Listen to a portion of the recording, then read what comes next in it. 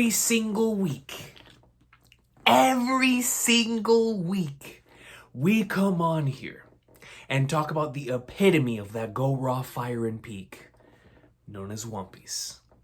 But there are other series within Weekly Shonen Jump right now that are speaking that very same universal language that I don't have the opportunity to talk about every single week. So I was like, you know what? On the next break week, I have to talk about the current state of Weekly Shonen Jump magazine. Because by the flag nerds, I'm not caught up to all of my favorites in the magazine right now. But the ones that I'm caught up to, they are on fire, son. They are producing heat. They're producing gas. And so because of that, I am going to spend this entire video today, finally, talking about some of the other series in Weekly Shonen Jump that are going absolutely bonkers right now. I mean, just bananas. Like, if I were to walk into a Weekly Shonen Jump, or like one of those gas stations, wherever it is that they sell Weekly Shonen Jump magazine in Japan, dog, I'd be knocked out by the Conqueror's Hockey. That is how much greatness is in the magazine right now. It's flourishing. It's beautiful. I feel like I have not followed this many series that I'm really invested in since like the prime days, right? In like the late 2000s of just incredible manga being released by WSJ. I mean, right now, the magazine is flourishing, at the very least for my tastes. For my taste, the magazine is flourishing. But before I get into my Shonen Jump favorites, let me talk about a series that is technically in Shonen Jump, but on the digital side.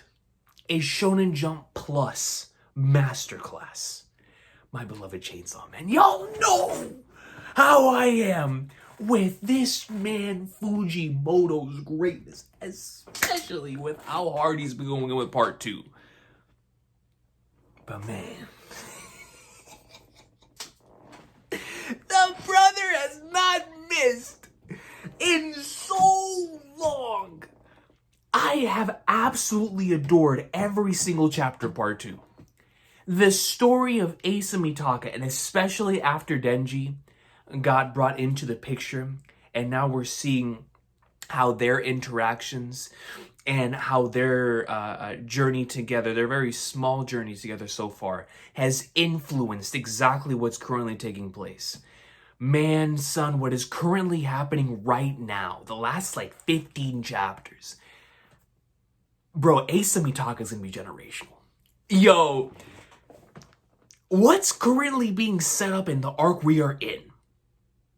The stuff being set up in the arc we're currently in for Asa Mitaka is leading up to generational status. Man, son, yo, she said something that really struck a chord in one of the most recent chapters. Because I always love any character that is dealing with something internally, I always think of like the main one, like Ichigo, right, dealing with the inner hollow, like Naruto dealing with the Kyuubi, or whatever it is, rather like Yuji, who was dealing with Sukuna. But in Asa Mitaka's case, it's just I love the way that it's been done so far, but in particular, this current arc focusing on her needing to depend on her other self, on the War Devil. She needs to do it. If it does not get done, this is going to be an L. And what she says in response to why it is that she cannot trust the War Devil, this individual that's been with her since chapter 98. You know, they've gone through their fair share of experiences together, but even still, she is in fear of what she could potentially do while under the influence of the War Devil. And it's like, man, when she stated, because it all connects, right? In particular to her backstory and how difficult it is for her to trust others.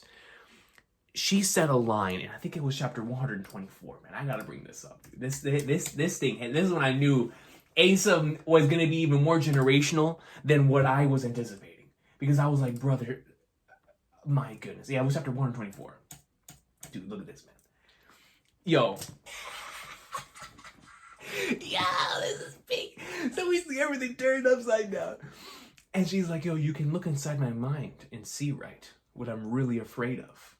I have trust issues, but I'm lonely. So once in a while I'll approach someone, but something always goes wrong. And we have seen that time and time and time again. And I get hurt. And then I wind up all alone again. It's like her own version of the hedgehog's dilemma. And then she states, solitude and companionship. I'm afraid of both. Dude, she's gonna be generational. She's gonna be generational since she already is. I love this character so much for how endearing and quirky and just entertaining it is to have this dynamic play out on screen. But once we really start diving into that, yo, she's gonna be generational. We're gonna have two, Denji and Ace Blue, and if there's a part 3, I don't know how we're gonna do this, man. I don't know how we're gonna do this. This is already too good. And so I've just been enjoying this so much. And after Denji came up in like Stormer in the last 2 chapters, doing his thing, we had that little hint towards power where I was like, whoa, like I was going crazy. So then now right now the threat is obviously coming in towards Asa. Now she has to deal with the situation. So obviously this is about to come back into play, and whatever this payoff ends up being is going to be peak. I can feel it in my veins.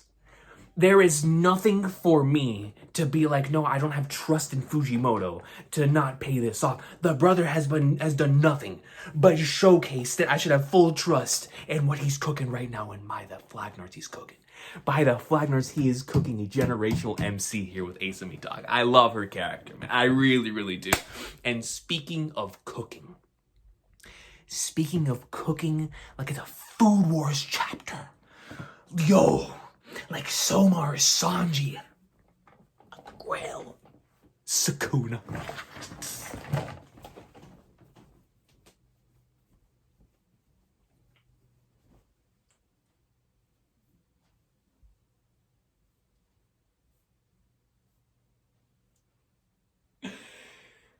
Yo, man. Dog.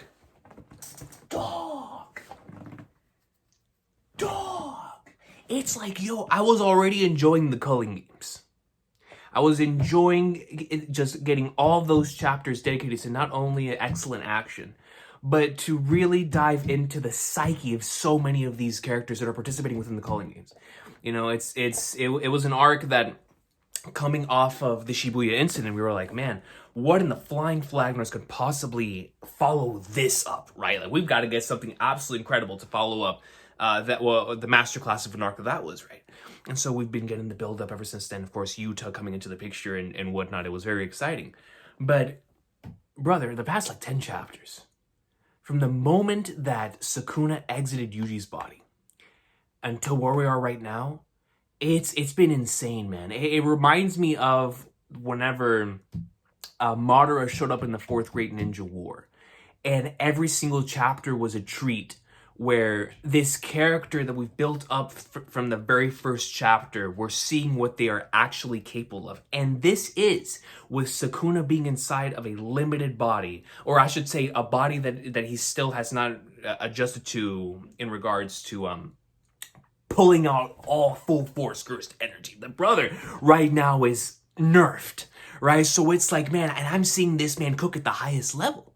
I mean, bro, the man has people. When he showed up, dudes almost kneeled down on one knee like he was Lucy Britannia. And I was like, bro, like, man, the man is cooking. Sukuna. And so it's just very exciting, man. I mean, obviously, from a storytelling standpoint, very interesting, very compelling, especially the stuff with Yuji, right, where you're trying to figure out exactly what's going to happen once he gets back into the picture. And now with Megumi, it's like Megumi having to get back into his body. The latest chapter did indicate that he's starting to release those sparks again, especially with what just recently took place with his sister, right, against Sukuna.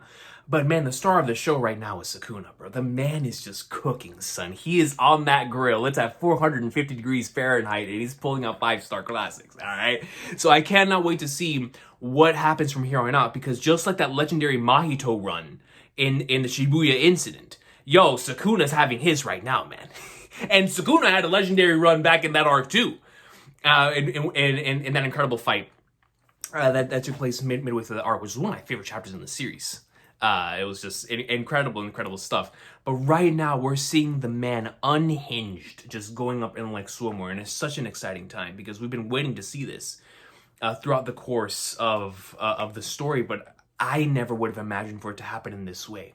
It's like I always thought they were going to be together, both Sukuna and Yuji. So to see him inside Megumi's body is just, it's crazy to me, and I look forward to seeing how all of this ends up playing out. In particular, with Megumi attempting to get his body back, right? Especially with Kenjaku's plan right now of attempting to submerge his soul so deep it'll never come back out. But obviously, that's not the case.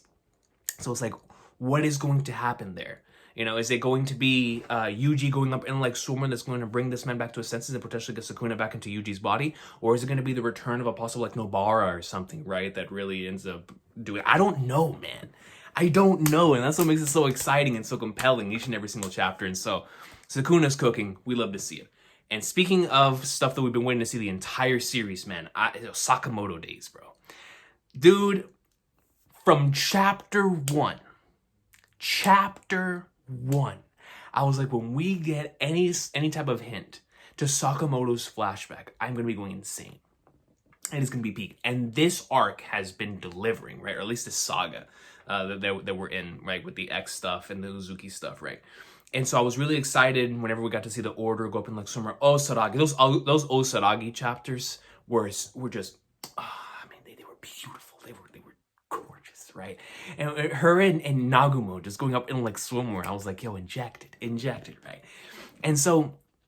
coming off of that, obviously Akira now is taking matters into her own hands of attempting to take out Uzuki. But whenever we go into the flashback, and we've been in this flashback for about like 10 chapters now, and it's been so good because I'm so connected now to Rion Akao, Akira's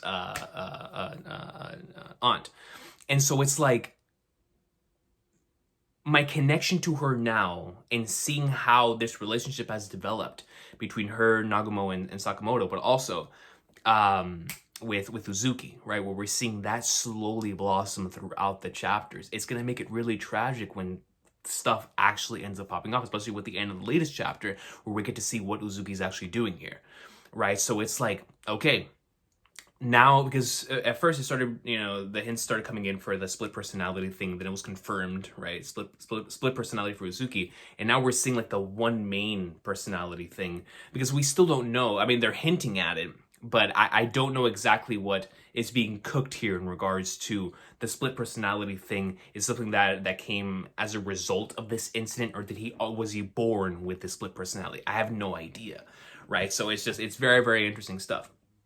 But in regards to just this flashback, seeing Sakamoto come into the school and the hype that is placed around anytime this dude does anything. Dude, there was a chapter where he came up in there and there was a sniper down there. He took a pistol. And yo, this is straight up me and R in Resident Evil, bro. You know, the pistol's your best friend. The rifle, you can keep that thing.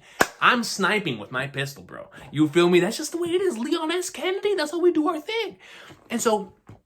he spots someone from like miles away. He pistol whips him, dude. Like he's a prime MLG player in Call of Duty 4 with a Desert Eagle, golden Desert Eagle, mind you.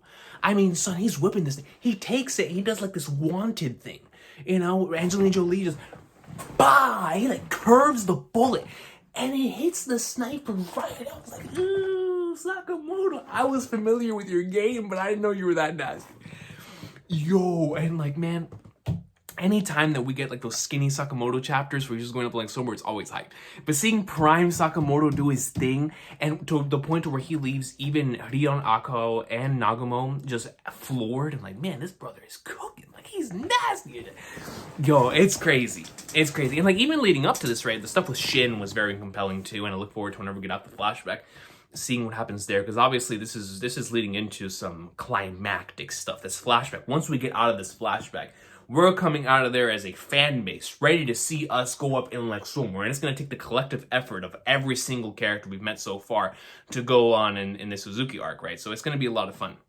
And obviously, the relationship between Uzuki and Rion is going to lead into some craziness with Akira and Uzuki when that eventually starts taking place. And that's going to be some exciting stuff, right?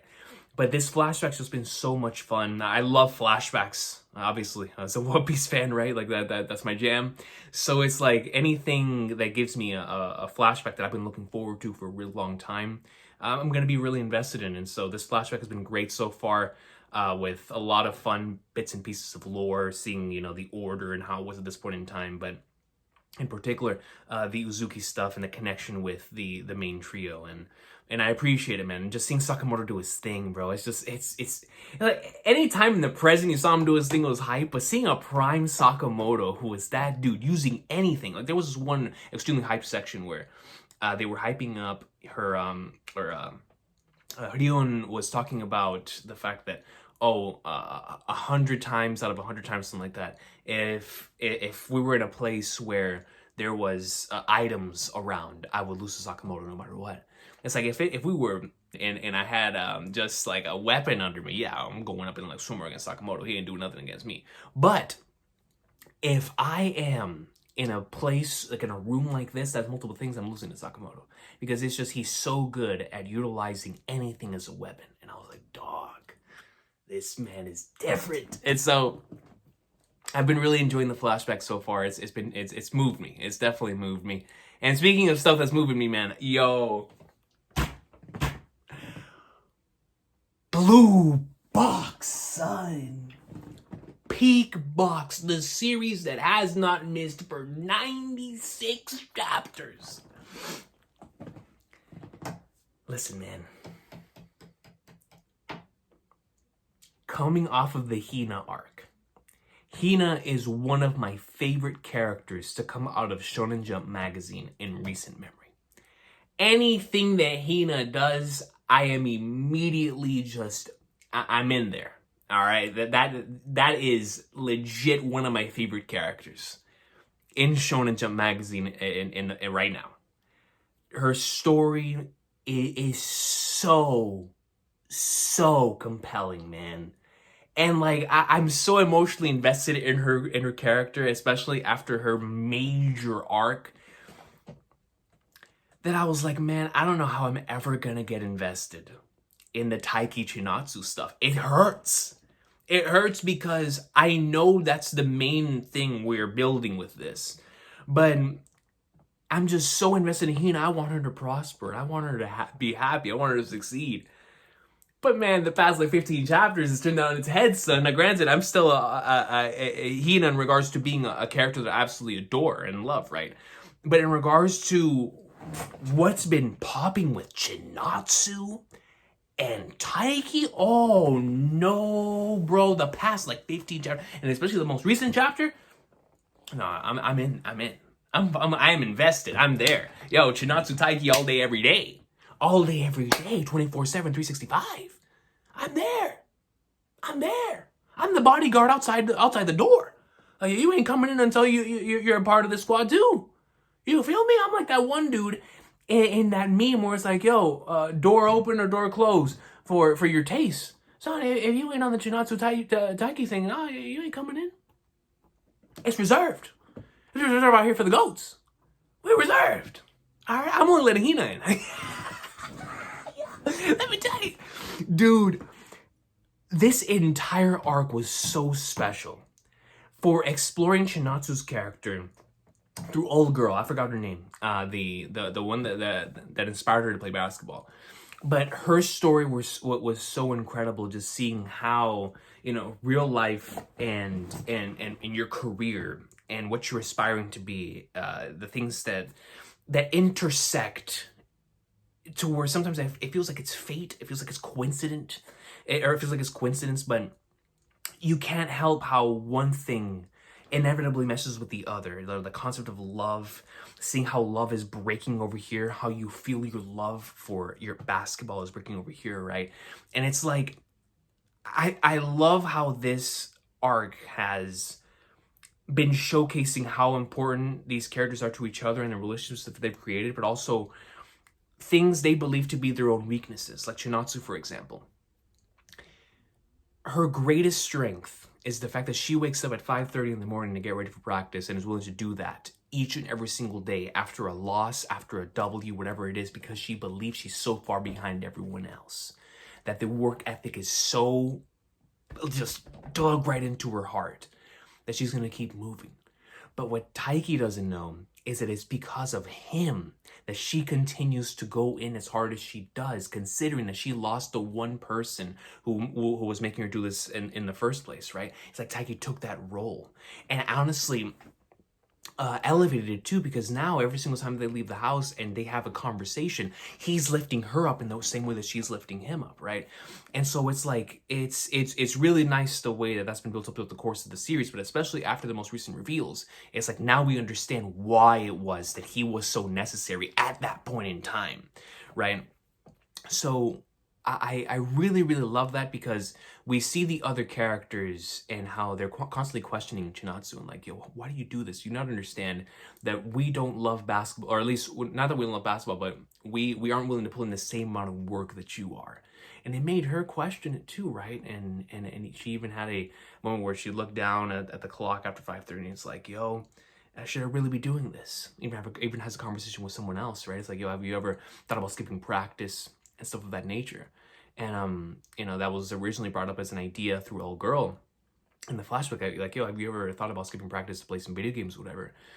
And because according to her, and absolutely it is, it's a normal thought, right, to have. It's like, man, when you're doing the same thing each and every single day, it's like, yo, you want to skip out, but then once you get into the game, you see how it was affecting her. Like, yo, I should have practiced more. I should have practiced more. And then eventually, those thoughts of I should have practiced more are covered with, I believe it was the following panel that showed how everyone else has gone ahead of her, right? How natural talent was no longer able to carry her into the next level. How it really did require all of that work. But what was happening around her in real life at the time, or in her personal life at home, was really starting to affect her, right, to the point to where she was like, man, this isn't even worth fighting for anymore, because if my illusion of love was broken over here, then maybe my illusion of love is completely gone over here as well, right? It's like, what do I have left to believe in? And there was Taiki, who did everything in his power to ensure that she made it to her basketball game so they could have their moment together, right? And he never expected to have the payoff to that. Like, yo, I'm just gonna do this, let them be happy, and I'll keep doing my thing, right? But I need them to have this moment together.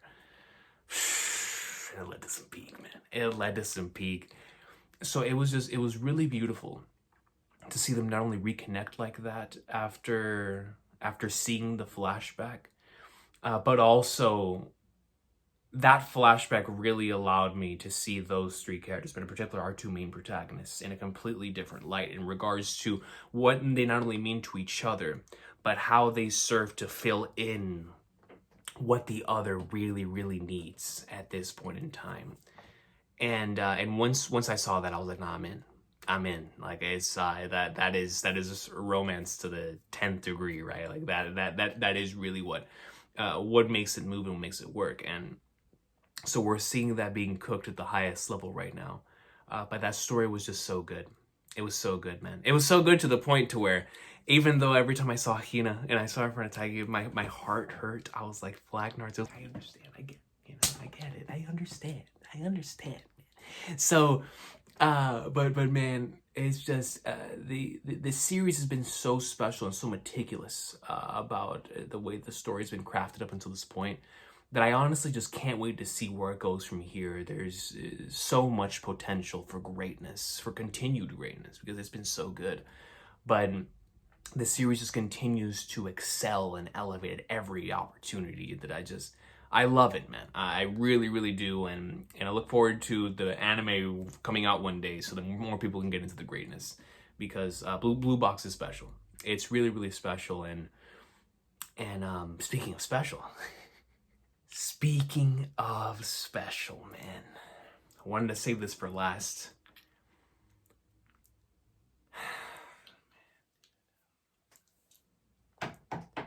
There are a series that from chapter 1, it just connects with you on a personal level for whatever reason. Dude.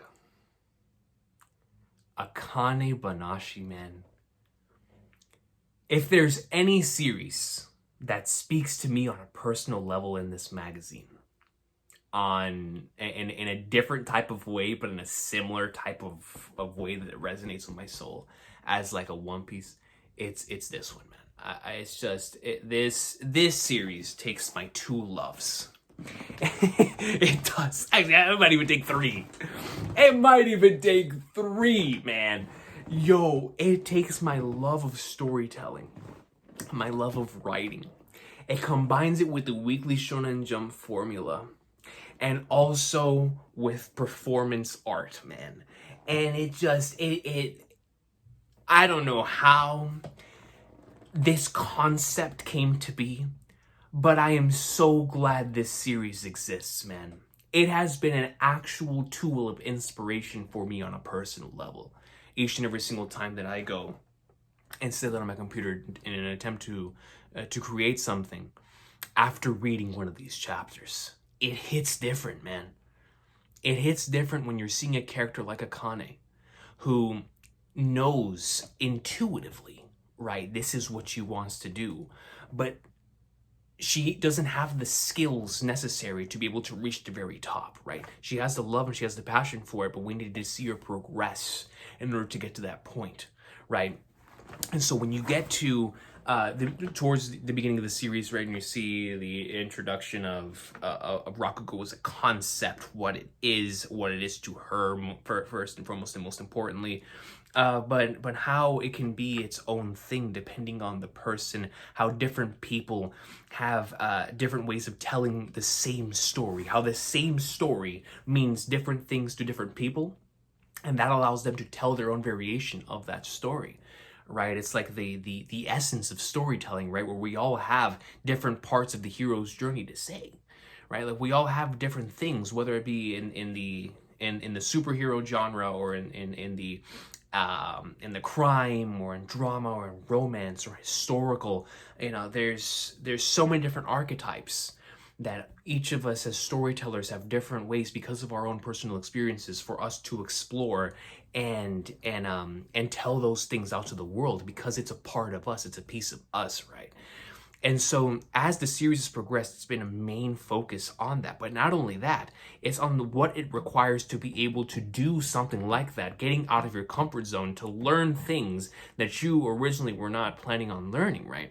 And so when you get to chapter 25, and you see what happens after Akane has that legendary performance, and you have the emperor, the pirate king of the verse, who's just like, yo, you don't belong here. From that moment on, I was like, I am with this series until the day that it ends, because I was already a part of it. I loved it. I love the Conqueror's hockey that was coming from certain characters, where it very, very Shonen Jump like, where it's like this person and their power, and I have to reach this person. This person's my rival, and all this different stuff. The regular Shonen Jump stuff. But when I got to that chapter, I was like, no, this series is special. And it's special because it captures exactly what makes the craft of storytelling so special, what makes the writing craft so special, and how we feel as we are in the creation process and delivering that, the flow state that comes from that. But then you connect that with the Weekly Shonen Jump formula in a chapter like that, it's like, nah, it's special. It's special. And then when we follow that up with a training arc in order to reach the point where we need to get, then she gets under a mentor. And yo, the Oirun story arc was so special because we got to see how a character was able to perform that, capture the audience, and you're like, you as an individual know that Akane cannot do that. She cannot do that. She does not have her life experiences and the way that she is as a person is not going to lend well in order to telling that story in the same way that was taught to her by her mentor. So what did her dating experience teach her? It taught her that each of these individual stories, that Rakugo as a thing evolves, that writing evolves based on your life experiences, and how you think and craft something today is not going to be the same thing as the way you're going to do it tomorrow. And I needed that so bad, man, because it's so true. Son, you have to know yourself before you can go out there and start telling stories. You have to know yourself, man. You gotta know your strengths, weaknesses, and who you are. When you start stepping into unknown territory like this, the first thing you have to rely on is your own inner knowledge, right? And so she understood, I can't play the seductive Oira in the same way that she can, or even now that a old girl is doing right now in the recent chapters. No, no, no. I have to do it in the way that I know. I'm gonna be the type of Oiran that is very clumsy, that is very bad at her job. And so coming at it from that lens, it became not only something extremely relatable, you not only created a character that has major flaws that you want to root for, but you've also created a character that is hilarious, that captures the entire audience to the point to where it left them all extremely immersed and loving her version of this story. Even though they know this story, they know the individual who does this best, but they were able to see it from a different lens because this is Akane's Rakugo. Not this person's Rakugo, not that person's Rakugo. It is Akane's Rakugo. And that is something that has resonated throughout the course of the entire story. But that arc in particular really did showcase what makes each individual Rakugokan and how they deliver their stories special, because it's their version. These multiple different stories that have been told for generations, right? They have been told time and time again. Some of them get told like 4 to 5 times in the same night.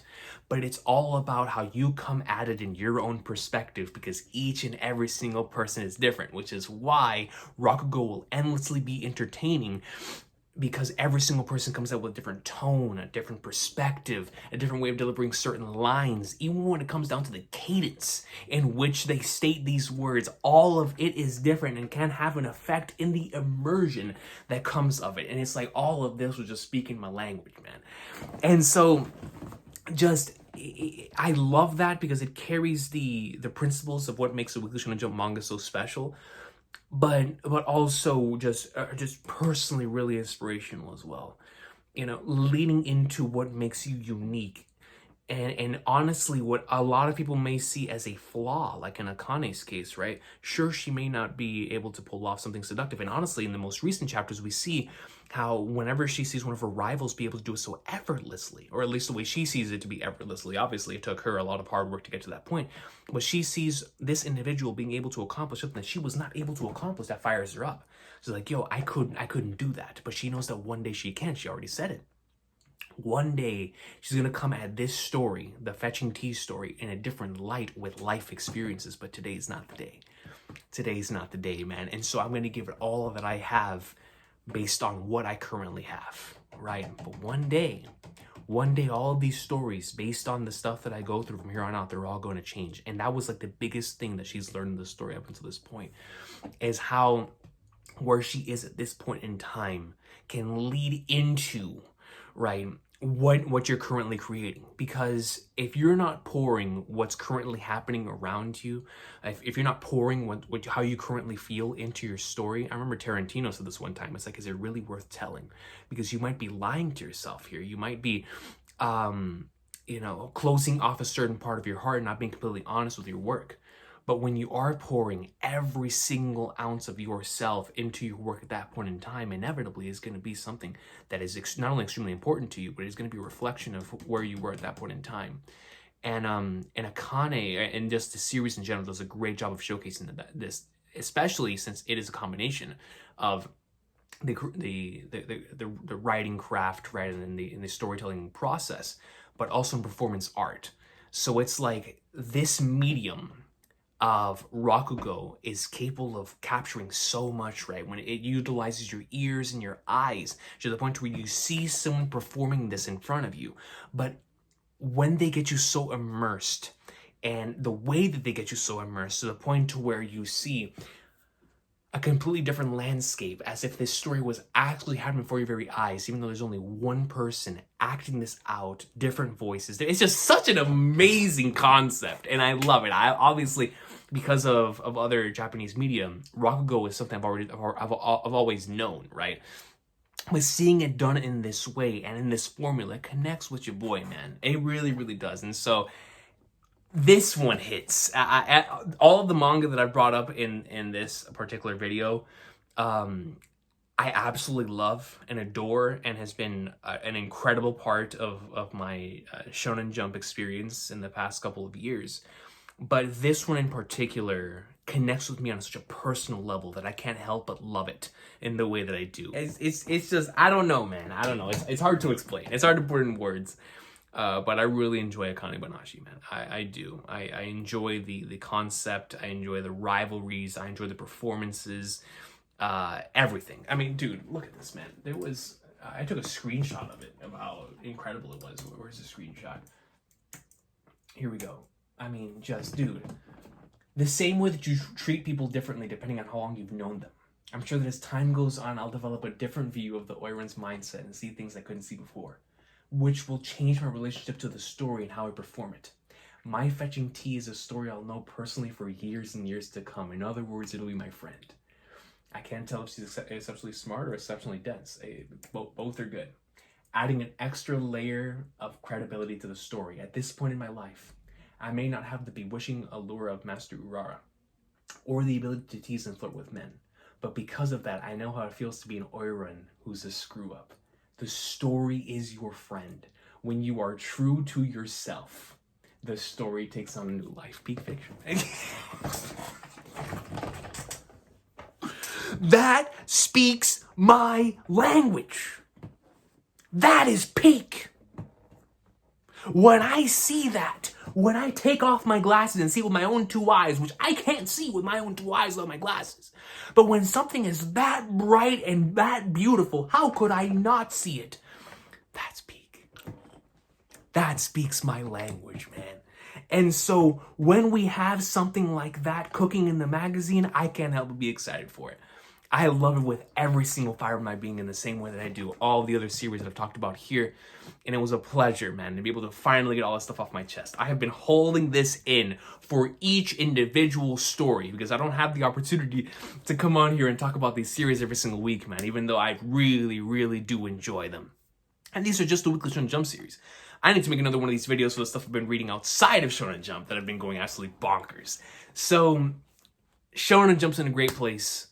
Obviously, Final Saga Oda is going absolutely in, and we are enjoying every single second of it.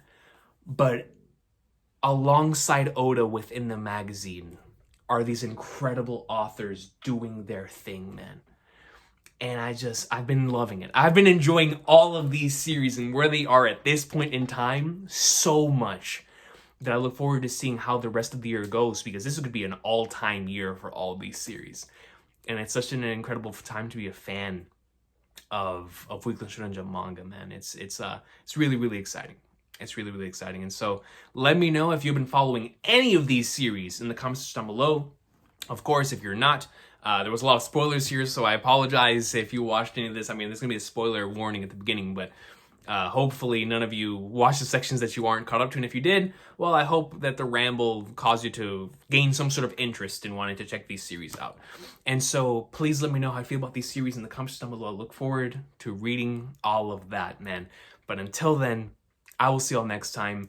Next week, we will be back for more One Piece greatness. But this week, this has been the insane state of Shonen Jump magazine right now and how much I've been enjoying it, man. Y'all take care.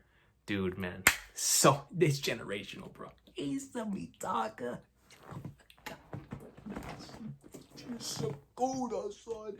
It's like, yo, the magazines is such a good place, man. Hina's come top one, though.